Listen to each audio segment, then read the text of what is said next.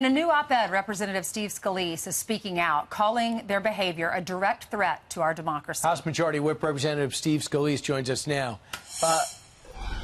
Congressman, it's as if they forgot what happened to you. You were bleeding to death at second base because a Bernie Sanders supporter thought he had to kill Republicans. Do they understand that these deranged people just need a go sign and their aggression could be the trigger?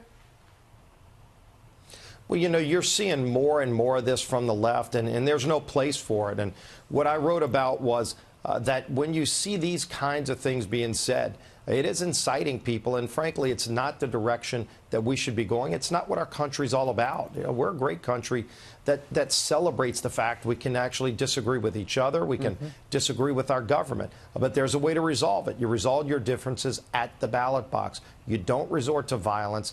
And to see leaders calling on violence, that happens in third world nations, not in America. Congressman, why did you decide to write the op-ed? Well, I'm concerned that you're seeing an increase of this. You know, look, I would like to see leaders on both sides calling it out.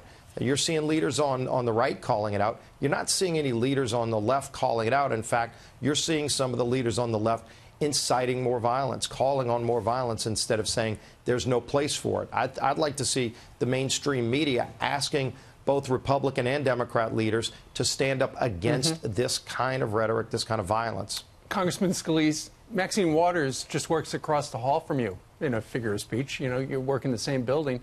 Have you thought about going over to her office and saying, what are you talking about? What are you doing?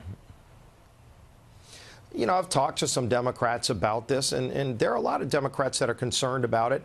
I'd like to hear some of them speaking out publicly because I think that's what it's going to take. But why don't you speak to her down. directly, sir?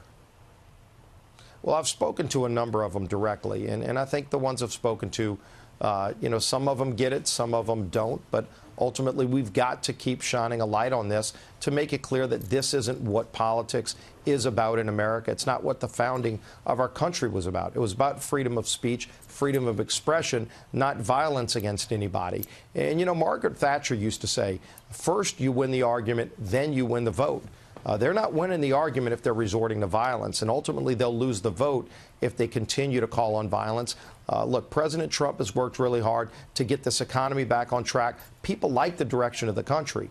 If they don't like the direction that we're headed, then go and try to lay out a better course and a better agenda. That's not what they're trying to do on the left. They're just trying to threaten and intimidate people, and it's not what America's about. Congressman, I get the sense when I watch Nancy Pelosi that she feels like she's speaker already. Do you feel like it's done, that you should get set for the minority? Or do you feel there's more time on the clock left with 3.5 weeks?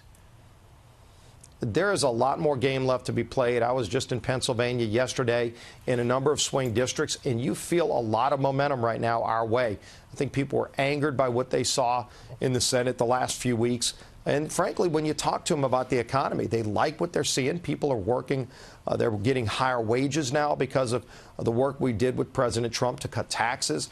You're seeing an economy that's booming, and yet Democrats want to raise taxes. They want to abolish ICE. They've got a very leftist agenda that's out of touch with the people I'm talking to when I go to swing districts. So you don't think it's over? Okay, Congressman, great message. I think we hold the House. Thanks so much. Appreciate you joining us. Thank you.